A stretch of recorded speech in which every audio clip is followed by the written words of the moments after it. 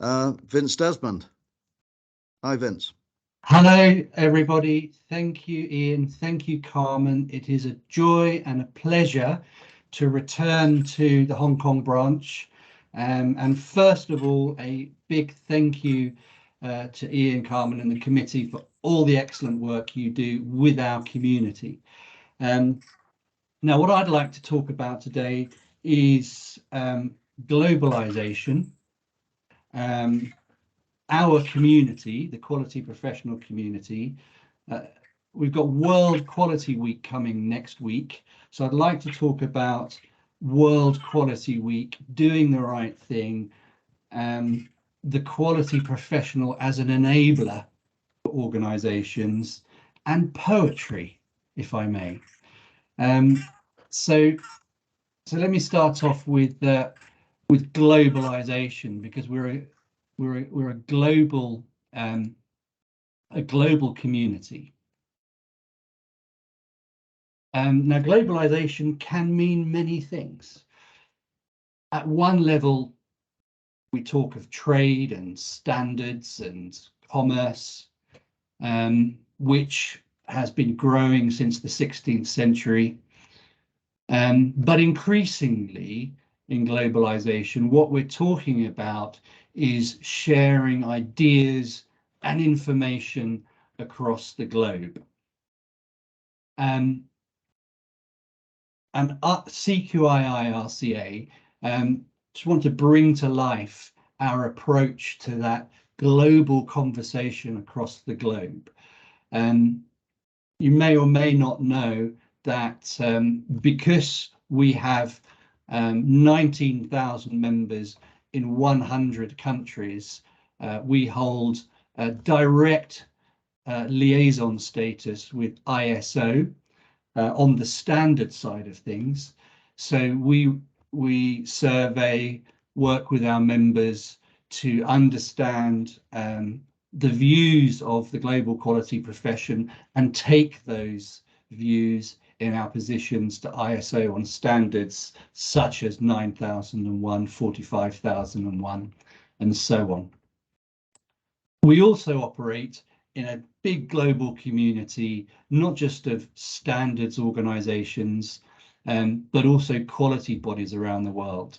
So we do a lot of work. We have a lot of agreements working with regional quality associations, such as the European Organization for Quality, and through them the Asian Network for Quality, the American Society for Quality, but also we have good relationships with our peer bodies, from the Saudi Quality Council in Saudi Arabia to the Philippines Association for Quality, where I spoke last week, to the Confederation of Indian Industry Quality Institute, where the CQI will be speaking at their conference in November, later this month.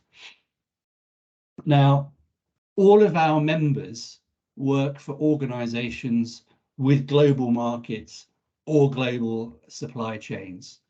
And all of our members share a global view of the world in terms of our role in improving society by improving products, services, and the processes and systems that organizations use to deliver those.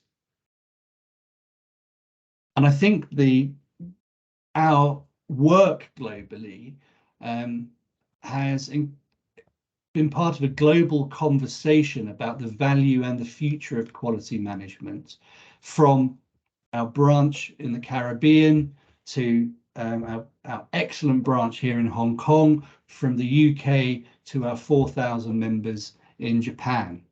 And a number of themes are very clear globally in terms of what we need to be thinking about in terms of the future of the quality profession and the quality function. And I'll just give you a few highlights of what those big opportunities and conversations are. I think the first one, which I'll talk about later, is the positioning of our profession as an enabler. not a policeman, but an enabler to help organizations create value, improve performance. The second topic is about this topic of digitalization. And our members are really important in that topic, not just in what that might mean, for example, to standards like ISO 9001, but our audit special interest group, which has a committee of members working in places from Africa to Japan, developing conferences and events to consider how audit can respond to the digital and big data agenda that the whole world is considering. We have a sustainability special interest group with members from Greece, in Europe to the UK. And that group is considering how quality management and quality professionals can develop the knowledge and skills to embrace the sustainability agenda. The agenda where customers, society is expecting products, services, and organizations to deliver products and services which take account of people and planet. And our branches, including the Hong Kong branch, are an important voice in how we develop our plans and strategies for the profession globally. We've recently conducted a survey of our volunteer leaders, asking them about the key challenges for the profession globally.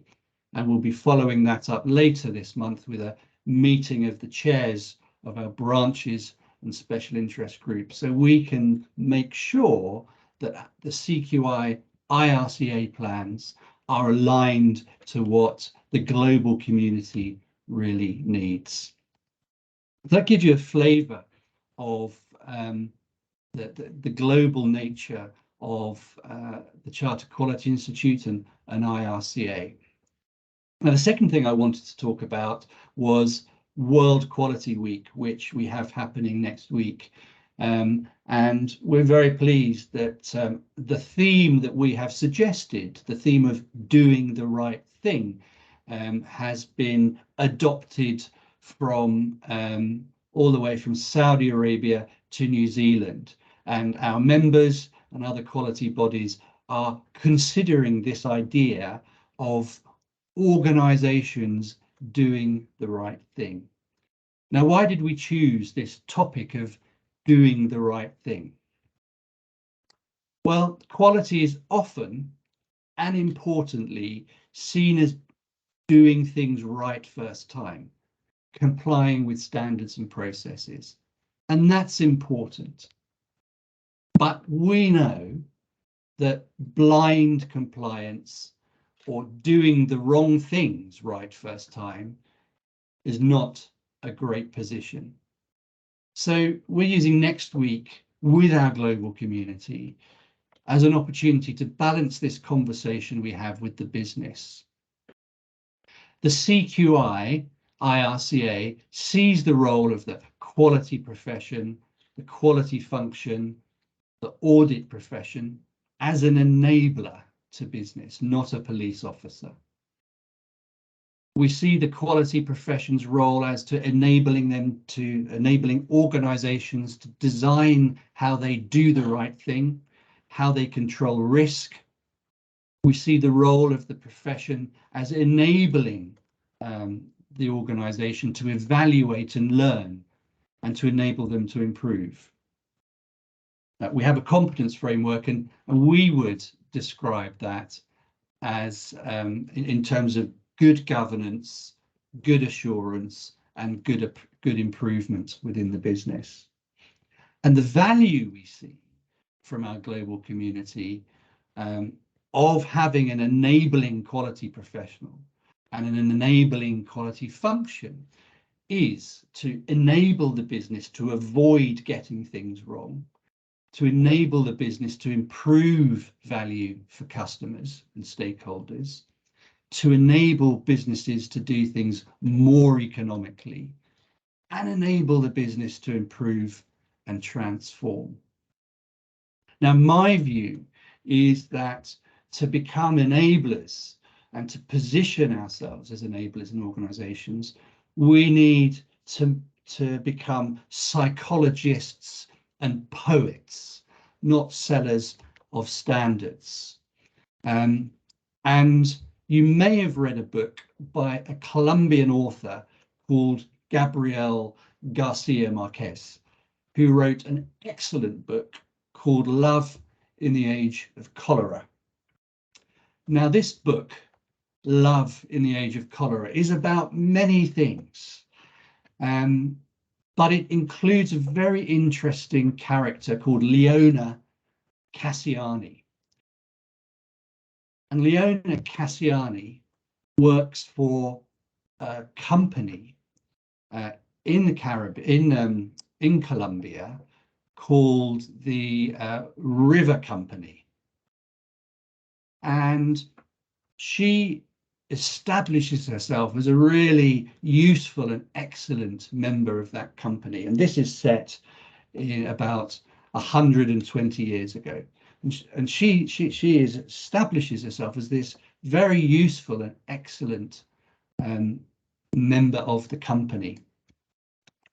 And at one point in the book, she says this, and I'll put it into the chat so that you can all enjoy what she says about the Colombian River Company. And she says this: the Department of General Affairs is a trash can for annoying problems that other departments want to get rid of. The solution is consequently to abolish the Department of General Affairs and to send problems back to where they come from, and to tell the other departments to clean up their own mess. Now, what we read here in poetry, in a novel, in a non-fiction book, is, in my opinion, an excellent audit report. Her statement, for me, marks her out as exactly the kind of quality professional that we want to be working with. Somebody who understands that the role of the quality function is not there to address the problems of other departments, but to enable other departments to define how they're going to create value, to understand how they're going to measure and learn from what they do, and to enable them to improve. Now, being a quality professional can be a lonely role, and establishing yourself as an enabler in an organization requires a lot of the leadership skills that are at the very center of our competence framework for quality professionals. So I think the CQI IRCA is a really good opportunity for the global community to find that community of support for like-minded enablers to contribute to that global conversation of quality management and the quality profession. That's what the Hong Kong branch does for us. That's what our global community of members does for us. And I hope today gives you a little taste of what being part of that conversation, part of that mutual support network, can bring to you as a quality professional wherever you are in the globe. Thank you very much, Ian. I'll now hand over, unless anyone's got any questions for me, to my colleague who'll give you a little bit more information.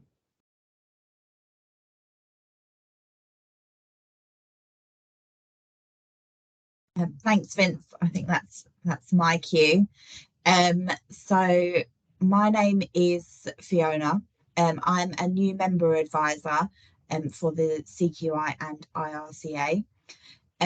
So I process new members, help people to achieve membership, and generally promote the benefits of membership for those who might not be familiar with us. Vince and Ian and Carmen have done a very good job of explaining sort of who the CQI is and what it is that we're looking to achieve for and with our members. So I won't go into too much over any of these things, but as Vince said, basically we're working to support quality professionals through the CQI and auditors through the IRCA to build on their quality knowledge and skills, progress in their career, and increase their company's profile and profits. We represent, as was mentioned previously, around 19,000 individuals globally. In Hong Kong specifically, we have 189 CQI members and 234 IRCA members as of last week, although we might have a few more since then.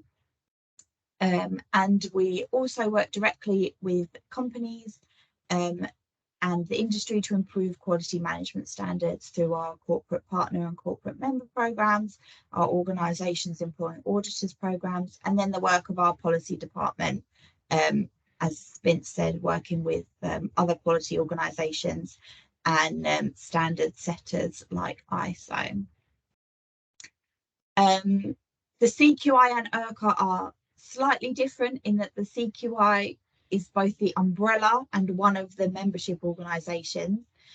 So the CQI, just generally, the CQI is focused on quality and quality professionals more generally, whereas the IRCA is focused on auditors and auditing specifically. For the IRCA, we also have our own branch in Japan because of the importance of auditing and the qualifications in Japan. They have their own separate branch, but we all work together to try and improve things for our members where we can.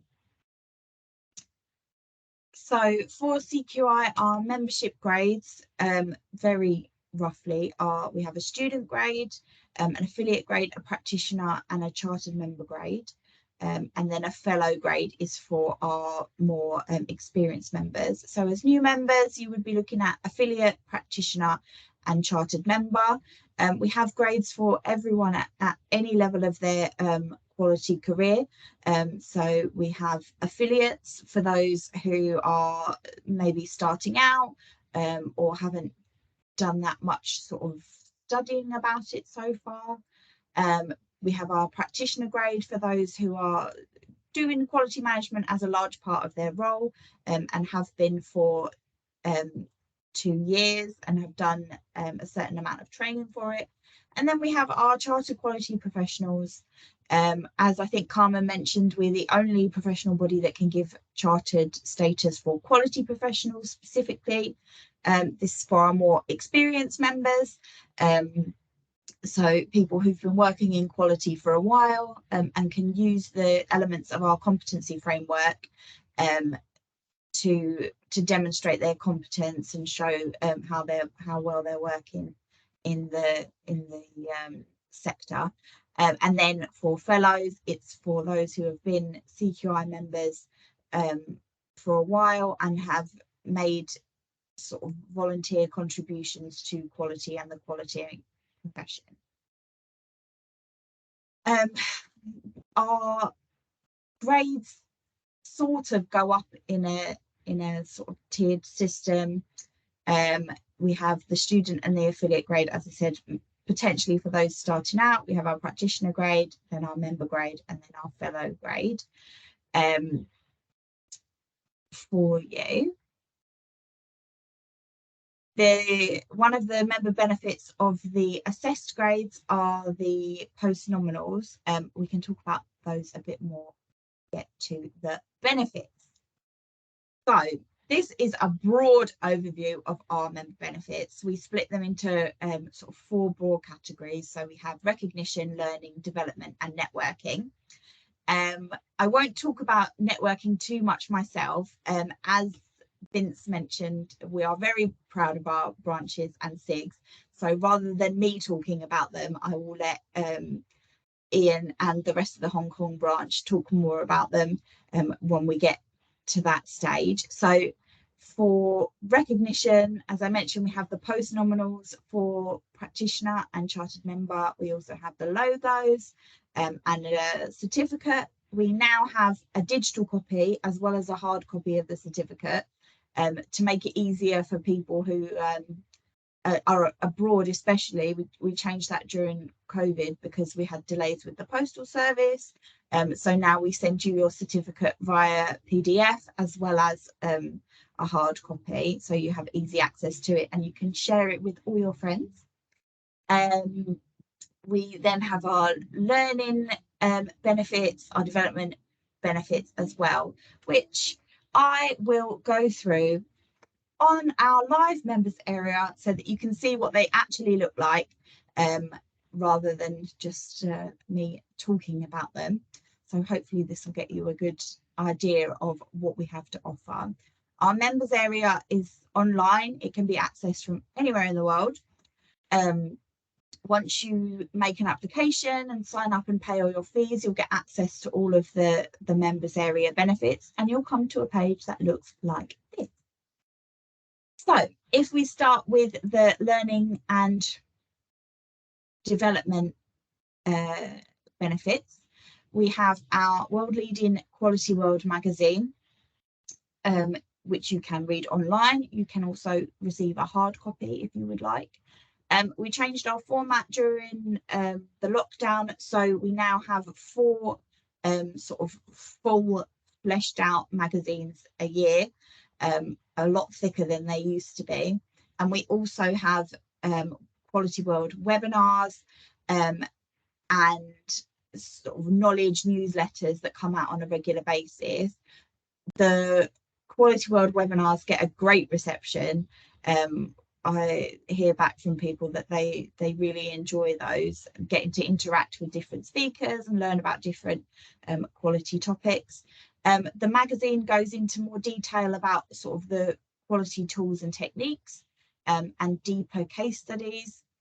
And then we have the knowledge updates, which go into more sort of current affairs, news updates about things that are happening in the quality sector. This is the most recent issue of Quality World. Its main feature article was about artificial intelligence. And we have recently updated the archive so that you can search more easily for previous issues and topics that you might be interested in. So once you get membership with us, you get access to all of the back catalogue as well as all the versions going forward. We also have our e-library, which has over 4,000 publications of both specific quality related newspapers and journals and books, and sort of more general interest stuff as well, like Time magazine, and sort of in-depth studies on different companies, so you can use it to do sort of market research, that sort of thing, that you get all of these or access to all of this as a member with us. We also have our own resources, which are developed by our wonderful policy team with our content team, which do things like look at differences in versions of the standards. I know that this will be important coming up when there's changes made to ISO 9001. That's the sort of thing that we do a report on, about what's new and what's the same, and how it might impact the industry. As you can see, we have them on a variety of standards. Mostly if it's a big standard and there's big changes, we will do a report on that, which you can access all of as a member with us. We also have things like looking at Quality 4.0 and how this has changed the sector, and how it might impact our quality framework, our competency framework as well, by things like digitalization, which Vince mentioned. Also on resources, we have our videos and webinars. So if you decide to become a member today and sign up for the Hong Kong branch, as I'm sure Ian would definitely recommend, you can also access either the live branch events for other branches elsewhere in the world, in the UK, in the Caribbean, or you can access their content here. As you can see, the Caribbean branch did a webinar on occupational health and safety last month, which you'll be able to watch back. There's more specific things, more detailed things. We've got a good search function, so you can search by what you're looking for, by the topic, by a specific branch, things you might be interested in. Right, the next thing is our mentoring platform. So this falls into our development benefit area. We launched our mentoring platform in 2019.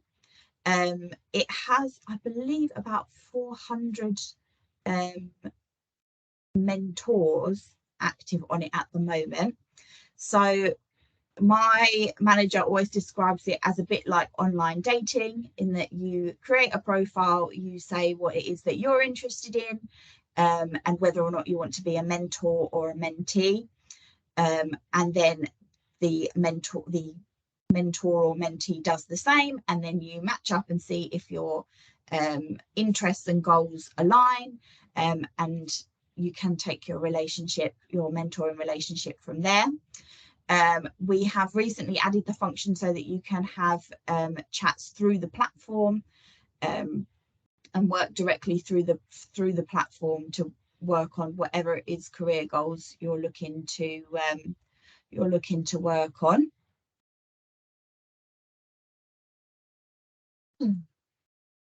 Sometimes it scrolls down and sometimes it will not.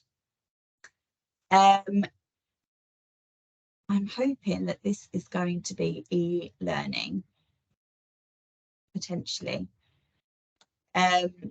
If not, we do have e-learning available directly on our platform. So it's not one of our auditing courses. It's more specific about things like Quality 4.0.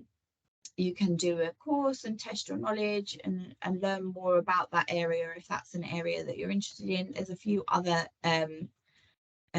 courses available, and I'm sure that Tally can tell us more about that later, because she is the one that is the queen of online learning for us. It doesn't want to scroll down. I apologize for this. So I think that is it in terms of learning and development. For development, we do also have sections of the members area where you can add your experience, like your CPD, your work experience, your training qualifications, and keep your audit log up to date if you are an IRCA member, which will help you with the applications process later and help you sort of keep things going with your membership. If you're an IRCA member or you're a CQI member at the chartered member level, you do have to do professional development and keep up to date with that, but we have a nice system for recording it, and we'll get in touch with you and talk about your CPD objectives and how it's going. The final level sort of area of benefits are our branches and special interest groups. Vince mentioned a couple of them. Our audit special interest group, sustainability recently launched, health, construction. We have one for next generation, so people at the start of their career who are developing themselves as quality professionals have their own special interest group that they can join. We have one for nuclear and Deming, so people who are particularly interested in Deming can join a special interest group for that reason. We also have our Quality Connect forum, which was launched a few years ago, which is where you can have discussions with other quality professionals about what's going on in your sector, in your industry. If you have questions for them about making regrading and making different levels of applications, those can all get answered for you there. Here we are. So you can sign up to that and see sort of different topics, different discussions, and contribute in that way with networking. We also have a LinkedIn group and a Facebook group for both CQI and the IRCA that you can join and network with other quality professionals. And then, as I mentioned, the branches, nearly all their events are at least hybrid, so they take place both online and in person. If you can't attend in person, you would be able to view the video or attend online some of the events. So if the west of Scotland are having a good topic that you're very interested in, you would be more than welcome at any one of those events. Our branches are always happy to see new members from everywhere across the world. I've been to a few branch events myself where we had Indians attending London branch events and Poles attending west of Scotland branch events. It's absolutely open to everybody, and they're always happy to see as many people as possible engaging with the topics as much as they can. So that is hopefully sort of at least a whistle-stop tour on our member benefits. I'm happy to pass over to Ian to hear more about the Hong Kong branch and specifically what they do and how they might feel about membership. No, thank you, Fiona. That was great. So I'll share with you a little bit now on the Hong Kong branch. So as we said before, we've been a CQI branch for the last 30 years. We were formed in 1991, and since then we've had numerous activities and events. And this is the kind of thing that we were doing actively in pre-COVID times in Hong Kong, and what now we're at the tail end of COVID. We've got more plans to do this sort of event in future. So we have seminars, which are the face-to-face events where we get experts to share their knowledge. We can join them at a conference facility. We arrange factory visits. As you can see here, we've got one here this was 2019 in the Zhuhai concrete factory, and I think 2018 at the Hong Kong Zhuhai Macau Bridge, while it was to the back end of the construction of it. We also hold webinars, which is something that we've gotten used to doing now over the last couple of years since COVID, but because of where we're located and the international appeal of our branch, we've been fortunate to have some fantastic international speakers who are real experts, global experts. It's brought down all of the walls, all of the local barriers that we would get if we just did local events. It's enabled us, as we said, Dr. Gregory Watson, who's world famous on quality. He's an American in Finland. We've got speakers from the USA, from India, from Philippines, and of course the UK. So there's lots that we've been doing here, and we'll continue doing this going forward. But we'll also, thankfully, with the COVID restrictions being relaxed now in Hong Kong, we can return to face-to-face events. And part of that, we do have other events planned. I'll share with you some of what we're doing in collaboration with MTR Corporation. A variety of events for World Quality Week next week. different speakers from across the world. Some of these will actually be available to all CQI members at later events for the branch as well. So that's pretty good. And then I'd like to go really to other Hong Kong members that we have in the audience to try and find out what their views are on their memberships. And before we do that, I can give you a very brief rundown of myself here, as I've been a member for over 20 years now with the CQI. And I've been engaged in branch events in the UK, and obviously here I'm an active committee member as the chair of the Hong Kong branch. But what I'd like to sort of share with you is that I wouldn't have had this international experience.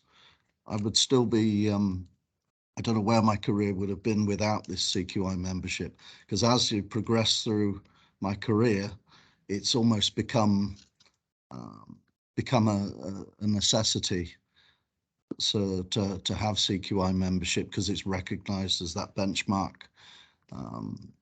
It's seen as a token. I certainly wouldn't be in Hong Kong now if it wasn't for that. But I have worked all over the world, and those opportunities wouldn't have been available to me had I not got my membership professionally. So on that side, I'm very grateful to the CQI for this. But I also, certainly in my later years, now I've done this, I value the networking far more, and the being able to further my knowledge of standards, of what's going on in the industry, in the profession. And so, like I say, I'm really very proud to be part of this organization.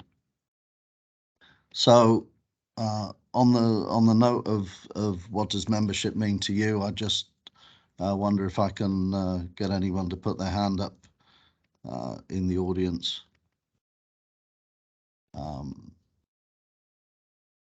If anyone would like to share their experience.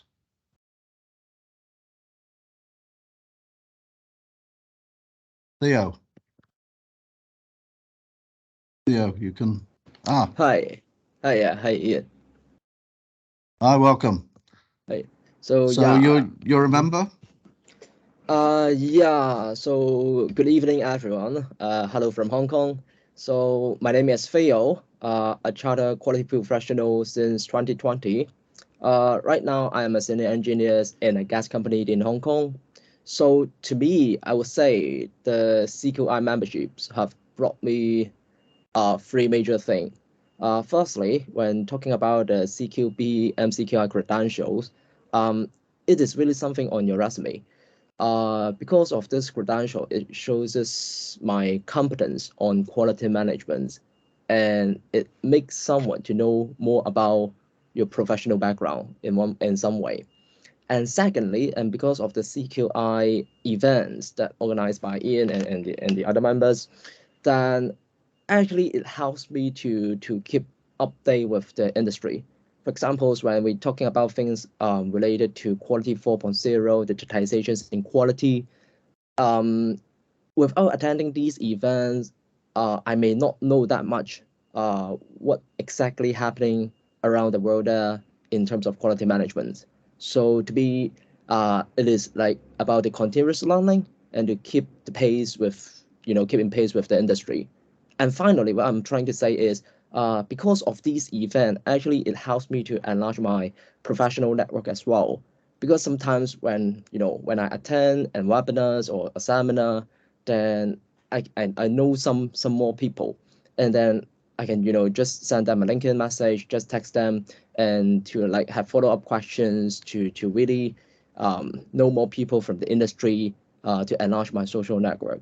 So to me, if asking like what the CQI brought me, I would say the CQP MCQI credential is not only a qualifications, but really something that can, be an enlightenment in your career. And this is my view. Great, thank you, Theo, and best Thank of you. luck in there. I did see in the audience we've got Jacko. Yeah. Hi. Yeah, my name is Jacko. I'm a CQI Hong Kong committee member. Thanks to Fiona and Vincent for today's webinar about our Hong Kong branch. I have a question. Beside the benefit that Fiona had mentioned, what is the value to become a CQI membership? This is maybe a tough question because we know that, but we get more solid answers. So we need to attract more Hong Kong member.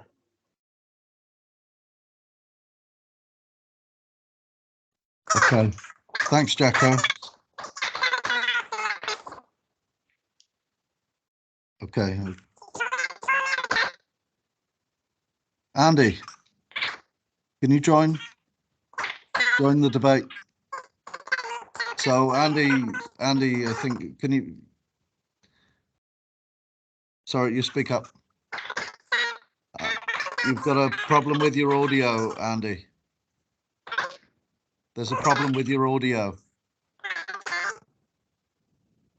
Yeah, it looks like the cartoon sounds.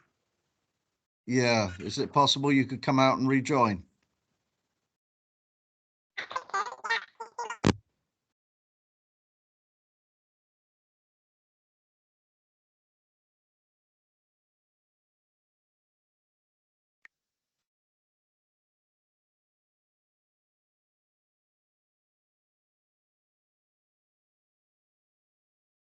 Okay, so we'll wait for Andy to come back, and I know Andy. He's a colleague of mine.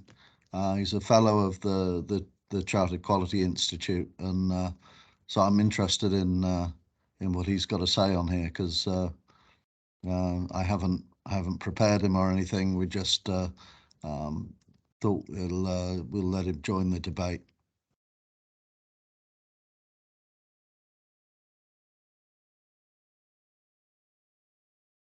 Hopefully he fixes his audio. Sorry, Jacko, did we? Oh, okay. Andy, we can see you, but we can't hear you.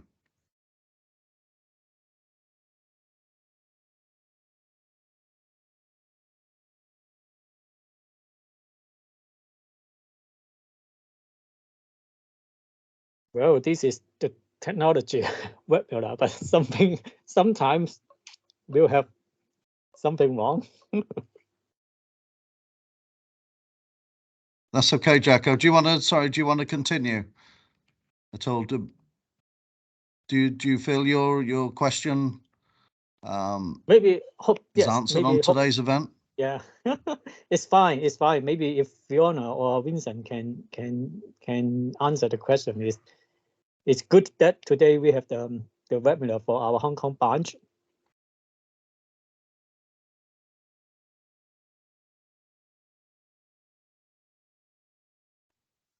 I think Andy disappeared.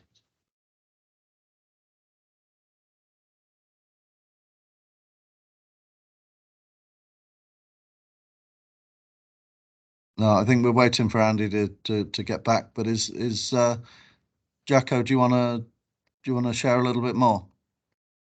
Yeah, it's okay. Just the simple question is, what is the value to become a CQI membership? What is the way? The value. That's a good question. Shall I give an overview of that? Sure. Well, thank you for the question, Jacko. That's a good question. Well, Fiona talked about the different grades of member that we have, and I don't know, Fiona, if you want to share that slide again, that might be useful.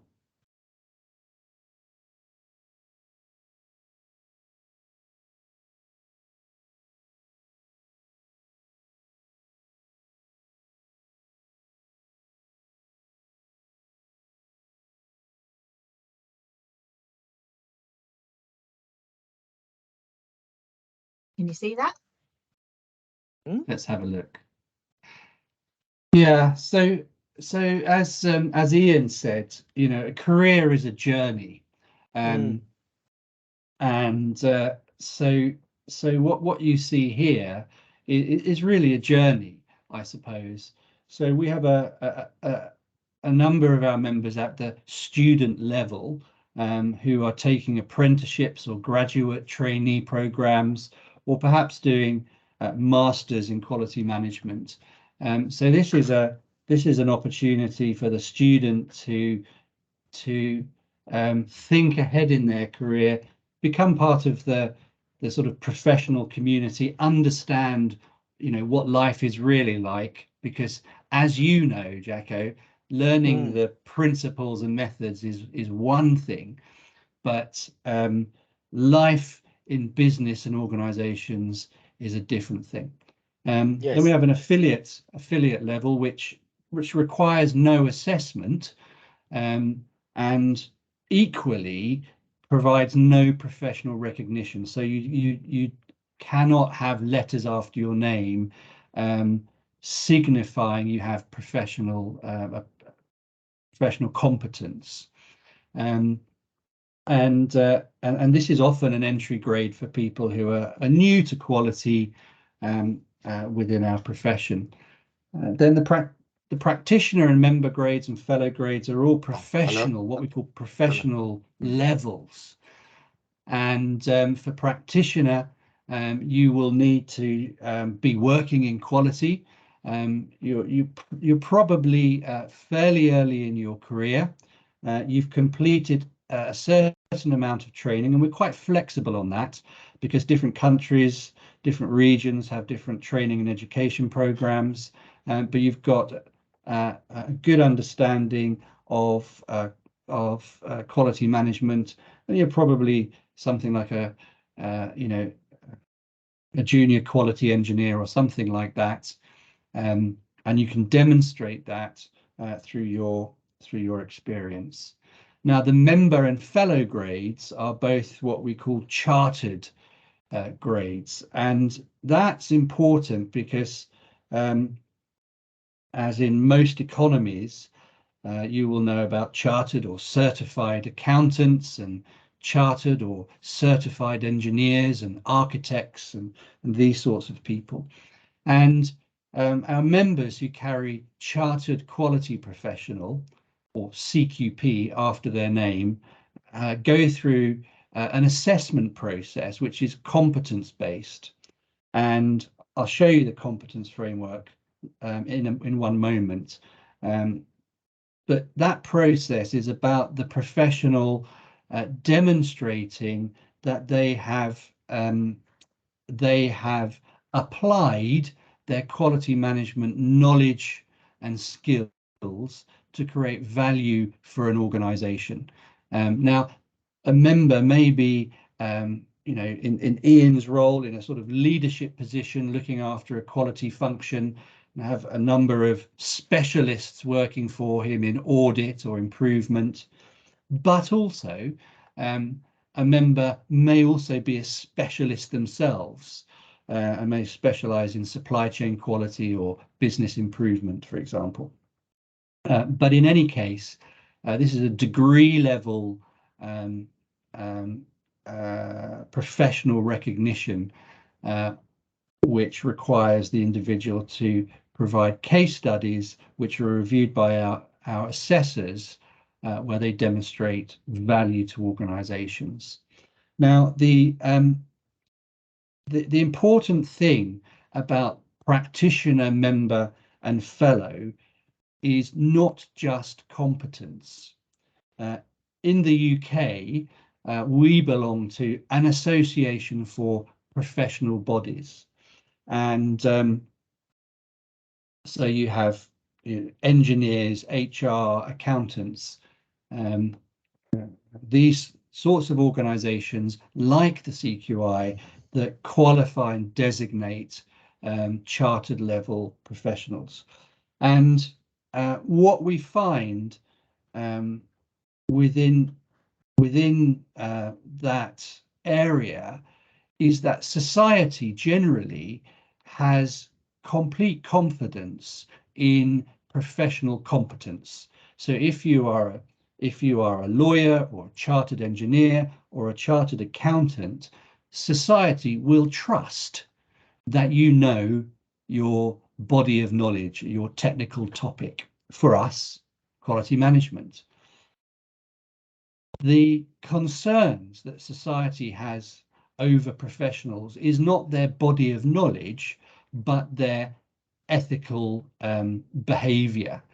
And the second piece about being a chartered quality professional with the CQI, or indeed a certified management systems auditor, the second piece is the code of conduct, and that is the standard of behavior that society expects from our members. And to give you an example of that, I'm sorry this is another UK example, but we recently had a big scandal with a system to do with our post office and our post office service. It was a digital system which went badly wrong and is now subject to a public inquiry. And the kind of information that we're getting about why did that system go wrong, it was not because of the project manager's skills, it was not because of the IT professional skills, it was not because of the lawyer's skills. It went wrong because of their poor ethics and behavior. So the chartered quality professional is a balance of that confidence in your competence, but also confidence that you will do the right thing. And doing the right thing, as I said in my earlier talk, is the subject of our World Quality Week theme for next week. Now, there is one more grade within the CQI system, which is fellow, which marks out our members who are not only competent and of course work within the professional code of conduct, but also make a significant contribution to the profession, which could be through providing the kind of community and network services through special interest groups or branches. It could be through the standards development side of things. It could be through research and education. It could be through developing new tools and techniques. So our fellows are our senior quality professionals who really perform a leadership role within the profession globally for us. So that's a very high level overview of, to answer your question, Jacob. Is that useful? I hope it is. Yeah, very good, very good. Thank you, Vincent.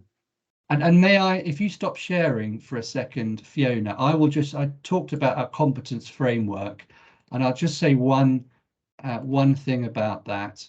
The foundation part for our members is our competence framework. And we recognize that our members are our customers, but a key stakeholder for the CQI is industry, because it's organizations that employ quality professionals who want value, if you like, from that competence and that professional code of ethics. We developed this competence framework about 12 years ago, and early next year we will be publishing the next version of it, which includes the digital and the sustainability elements and innovation and risk management type elements that are important for the quality professional. But I think when we're thinking about qualifying chartered quality professionals, it's interesting to note that when we developed this framework and we spoke to our fellows and industry, the three technical competencies, governance, assurance, and improvement, the idea of the management system, the framework for assurance, and the focus on improvement. Industry was generally satisfied that the quality profession, the quality function was expert in that body of knowledge. They knew the principles, that we know the tools, the methods, and the techniques. The interesting feedback we had from our senior quality professionals and from industry was that industry was looking for the quality profession and quality functions to better understand and align their activities with the context of the organization, the business strategy, which sits around the outside of our competence framework. And most importantly was that piece in the middle called leadership. And when I spoke at the beginning of this event, I spoke about leadership and positioning the quality professional as somebody who enables the business to learn and improve. Leadership skills were seen as being the critical area where the quality profession needed to develop in order to coach, motivate, support, train other people in the business to do the right thing and do it right every time.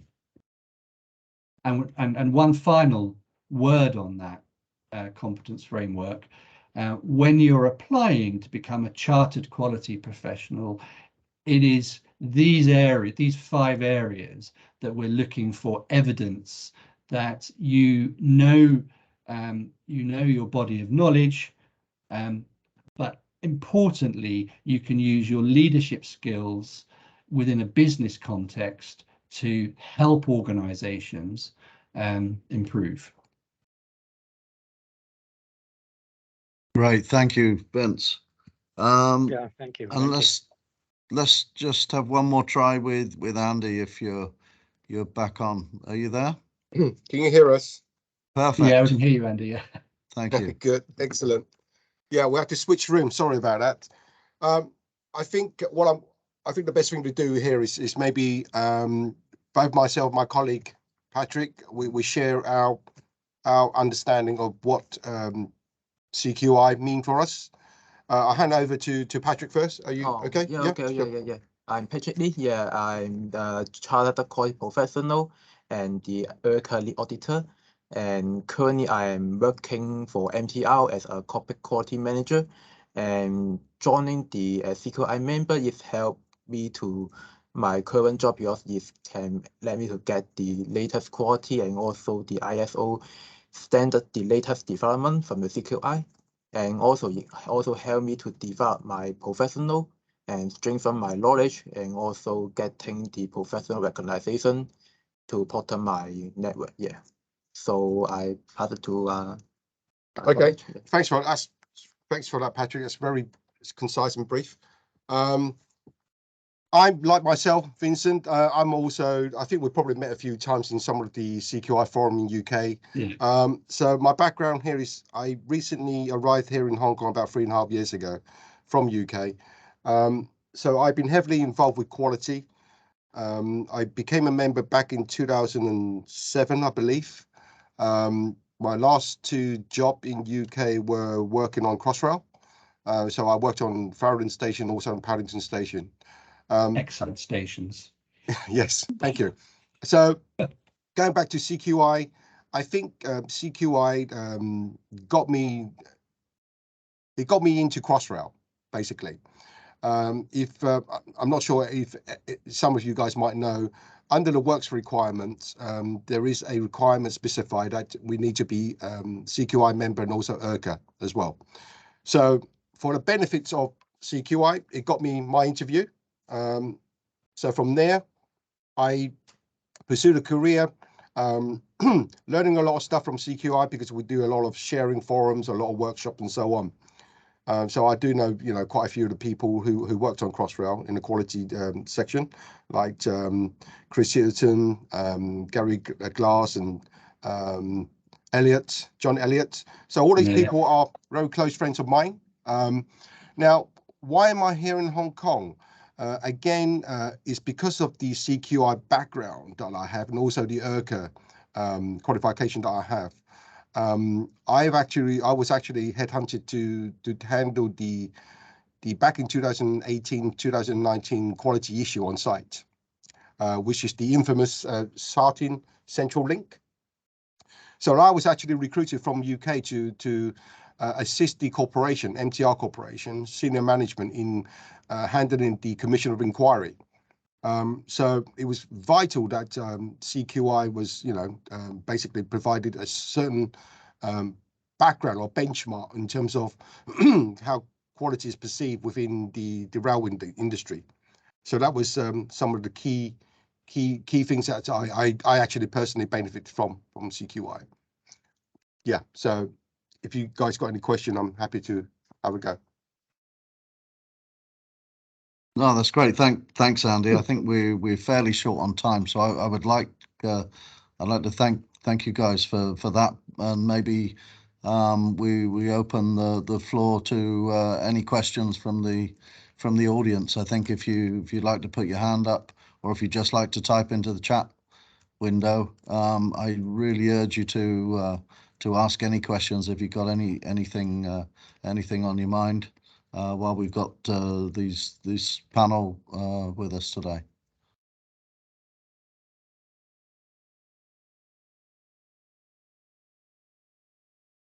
Any questions at all?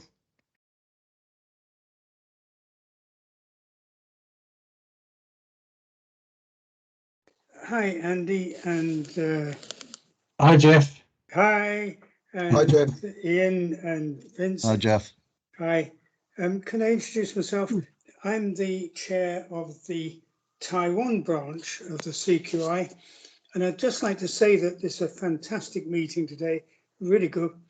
And we can also do all of this in Chinese. And with my colleague Marcelo in Japan, we can do it in Japanese as well. So this is an ASEAN branch event that we've got here.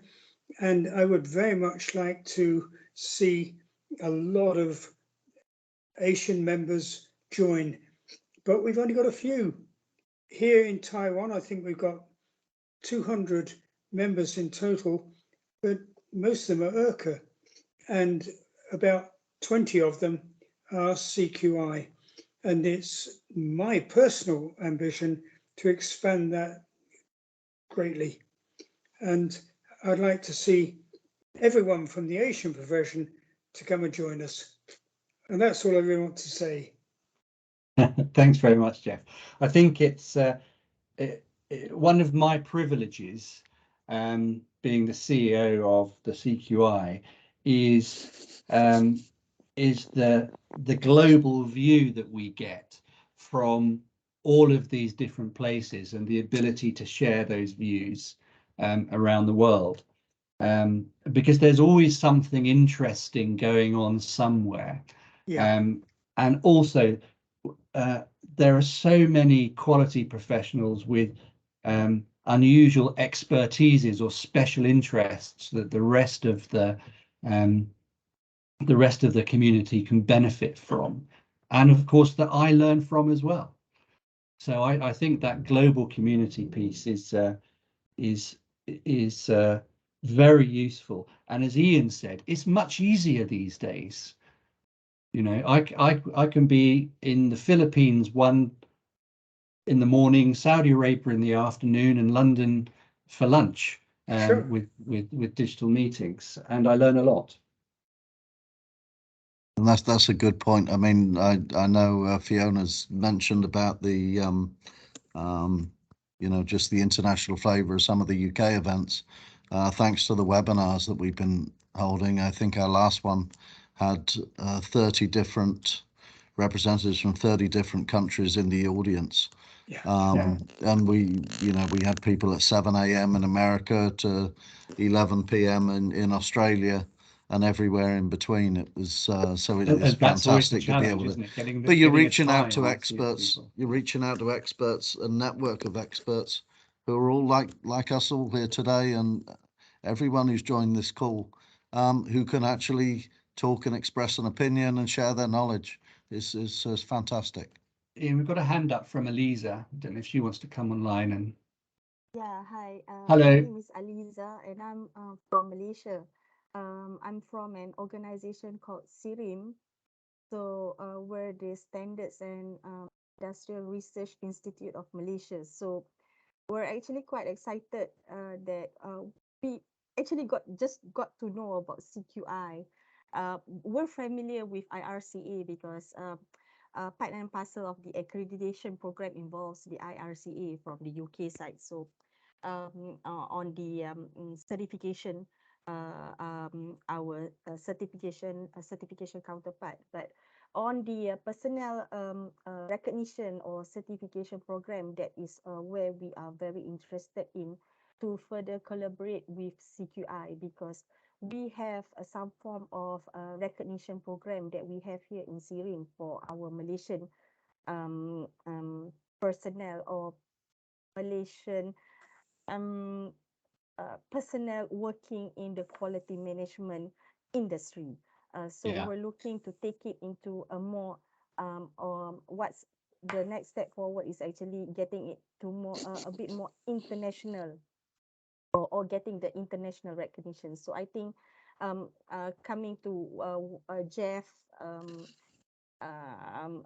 saying just now that would like to see more participation from the Asian side. So we're all in from Malaysia.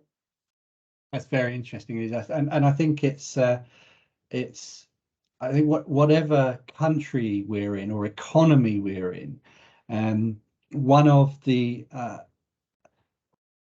I always think there's a balance between what I call the hardware of quality, so standards and accreditation, and the software. And I don't mean digital software, I mean people, because organizations are basically run by people to benefit other people. So I think it's important we don't forget the competence, capability, culture that we need to develop within our sectors and economies, so we've got the right experts to help organizations deliver good competitive product service. So we look forward to talk further on this. Thanks. Excellent. Thanks for this opportunity. Do reach out and contact us, Eliza. Hi, Eliza. Hi, I'm also a Malaysian. Nice to meet you here. Okay. Hi. Okay. It's a pleasure to meet you. Yeah, pleasure to meet you. We can exchange contact later. I can get to know more about your role in SIRIM, and we can share some of the experience in CQI. Sure. Thanks very much. Yeah, nice meeting you. Excellent. Thank you. Is there any more questions? Because we probably need to bring to a close shortly. Who else has their hand up? Anyone else? No, I think that's it. Okay, well, if there's no more questions, I'd maybe like to hand over to Vince for a few final words, and then I'll give you my wrap up. Okay, thanks very much, Ian. Well, look, I will say once again, Carmen, Ian, our friends and colleagues in the Hong Kong branch, thank you very much for organising this excellent event, which I've enjoyed very, very much. And I think from the discussions we've had, that we have a saying in English which is a problem shared is a problem halved, and I think getting a community together like this, where we can build connections, share experiences, as Carmen said, it makes life much easier in terms of benchmarking, helping each other, learning from each other's experience. So I look forward to meeting you, certainly the Hong Kong branch again, which no doubt will be soon, and everybody else on the call at some point. But thank you very much, Ian. Thank you very much, Carmen. Thank you, Fiona, from the CQI London point of view. Yeah, thank you very much, Vince. Thank you, Fiona, as well. And thank you to everyone who's joined today. Thank you, Jeff. My pleasure. Thank you, everyone who's contributed, and I hope we've answered as many of your questions as we can. Otherwise, please contact us either at the branch or contact us further at the through the CQI directly. I think on that note, I'll sign off now and hand over to Carmen, who will also sign off. Nice meeting you. Okay, Have a bye-bye. good evening. Bye-bye. Okay, bye bye. Thank you. Bye. Thank you all. Thank you, everyone. Bye-bye. Bye bye.